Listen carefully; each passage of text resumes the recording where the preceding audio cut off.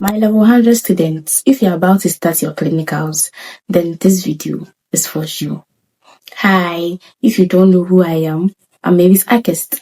I'm a registered general nurse and I'm currently doing my national service. And honestly, I want to share something small before I start. I have met people who know me from TikTok in person. And honestly, I am really, really happy and shy at the same time when people say, I know you from TikTok.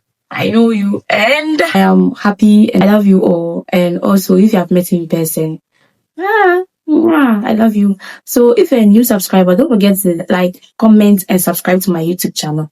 And if you're an old subscriber, thank you so much for always watching my videos, reposting, sharing, and even commenting at the same time. Don't forget to give it a thumbs up so that YouTube will say this video as helpful. Okay. So now let's start.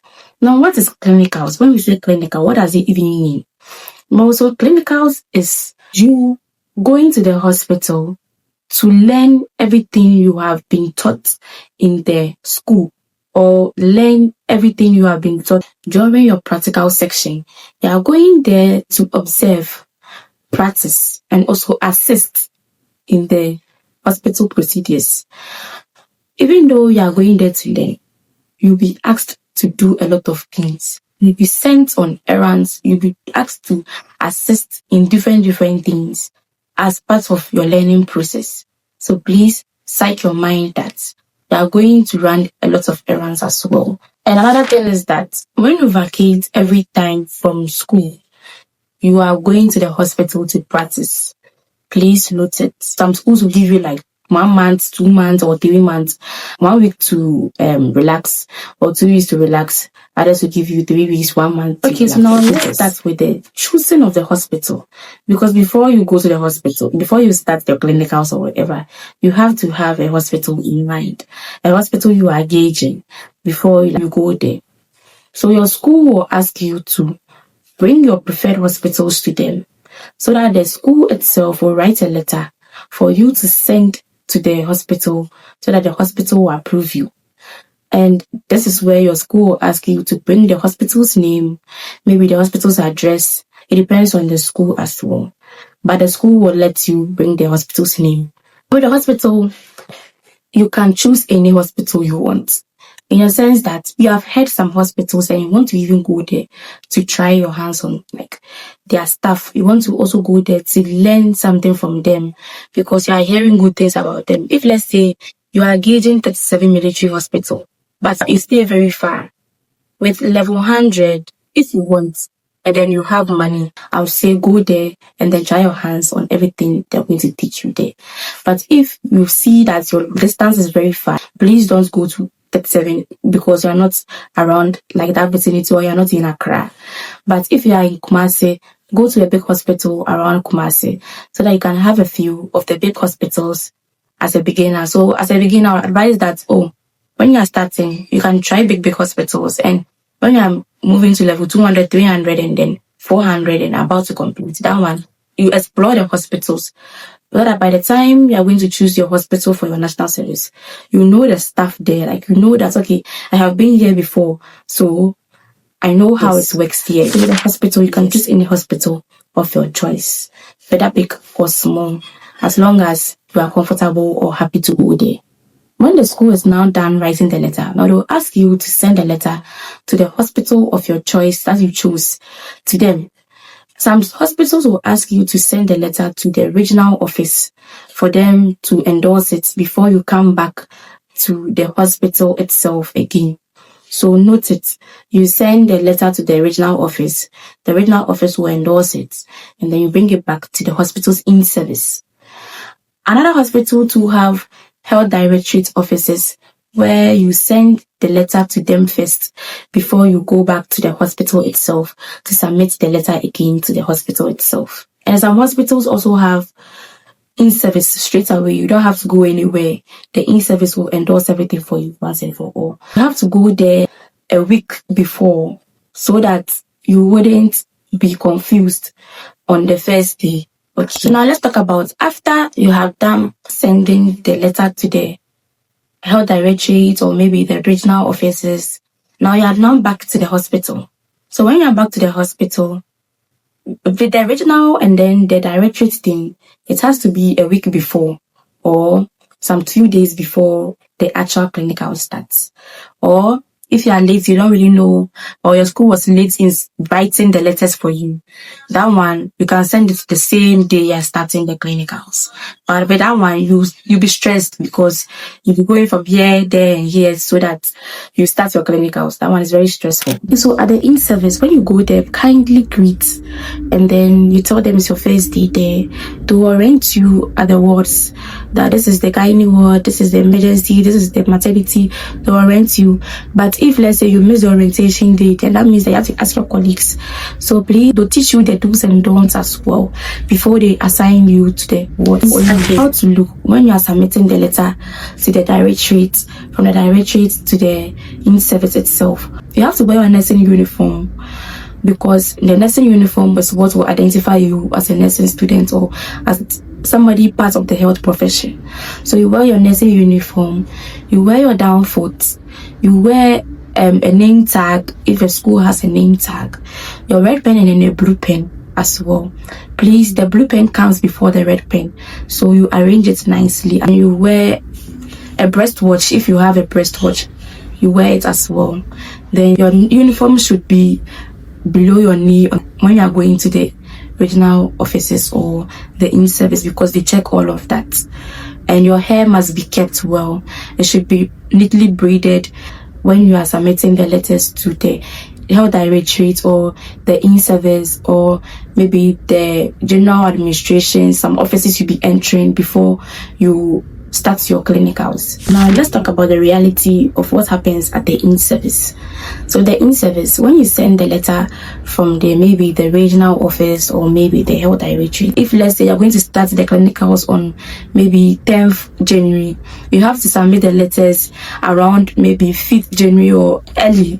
But if let's say the school didn't write the letter for you early, or you went to a hospital, they are saying it's full, so you have to go back to the school again to restart all over, then that one, you'll be a little bit stressed, but have to still go through all these formalities to be able to practice at that particular hospital. How to look on the first day.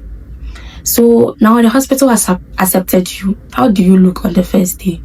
The way you looked when submitting the letters to the hospital, that is the same way you are going to look on the first day. Wear your down foot. Your uniform must be well ironed.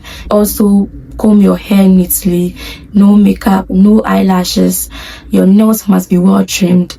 And the number of students coming. Now, some hospitals will let you know what you are, because they're going to use their gloves, they're going to use their liquid soaps, electrodes, and those pieces. So those items are taken from you to support the hospital to maintain the items which they have lost from you, to replace it, to keep the hospital running. That is why they usually take all those items as well.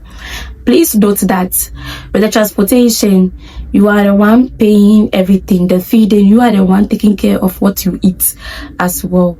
Some schools are good enough to convey their students from school to the clinical field.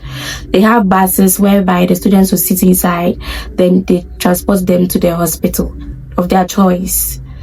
And some schools do let you come to the hospital on your own. During your clinicals, we have two types. We have the clinicals whereby end of semester, you go to the hospital to practice. So with the end of semester one, you are the one taking care of everything. No school would transport you from your homes to the hospital. But when it is mid-semester, that is after you are done writing your mid-semester exams, you go to the hospital to practice. That one, the school itself have a specific hospital they want you to go to. So with that, they transport you to the hospital if the school have a school bus. I hope you are getting it. So we have the mid-semester clinicals, and then we have the end of semester clinicals. End of semester is the vacation one, and then the mid-semester one is after you are done writing your mid-semester exams. Now you go to the clinical field to go and practice. Some schools will not let you go for the mid-semester clinicals. So with that one, you get to save money from time to time. That is what happens. So on the first day, with the packing, pick a dressing bag or a cute bag. Put your apron inside, put your cap inside, put some hairpins inside, put your name tag inside, put your breast watch inside, put some money inside, put a jotter inside, put your red pen and blue pen inside. Please note that the blue pen comes before the red pen. When you are putting it on your pockets here, blue pen comes before red pen. Then you put all of them here. Then the males, your breast watch. Some males like wristwatch, fine, and also look neat on the first day.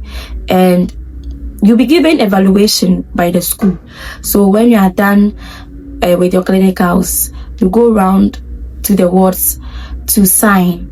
Please sign when you are done with the ward. You have to say you don't call general ward and you don't call emergency.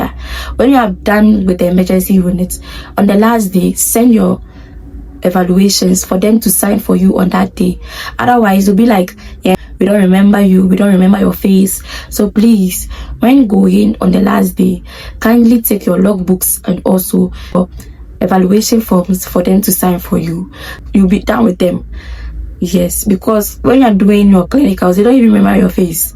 So please be somebody who is active at the ward as well, so that they'll remember your face from time to time. Okay. And also, please, when you're going to the clinical field, please be sure you eat as well, because your work will be stressful that, or the work will be tedious that you don't even remember eating. So please eat before you go, or do what you buy porridge, put it inside your bag. When you go to the place, you eat. Please eat, okay? Do what you eat, because if you go there, you're like, oh, it's your first day, you don't know anything about the world. Maybe they'll shout at me. Please eat. Buy your food, sneak and eat. The best time for you to go and eat is after 10 o'clock. After 10 o'clock, and then if you're not eating this morning, after 10 o'clock, go and eat. Or eat in the morning, breakfast, you take your breakfast, and then you come to the hospital. Or if you don't eat breakfast, you don't take it all your breakfast. After 10 o'clock, that one, they are done with their morning medication and their vitals. Then you go and eat. Don't wait till it's 2 o'clock or 3 o'clock for you to go and eat. You run hypo.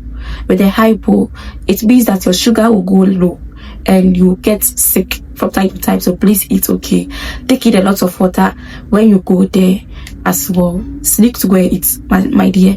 Sneak to go and eat. So that is it for the first day. What you have to do for the first day, the packing of the items.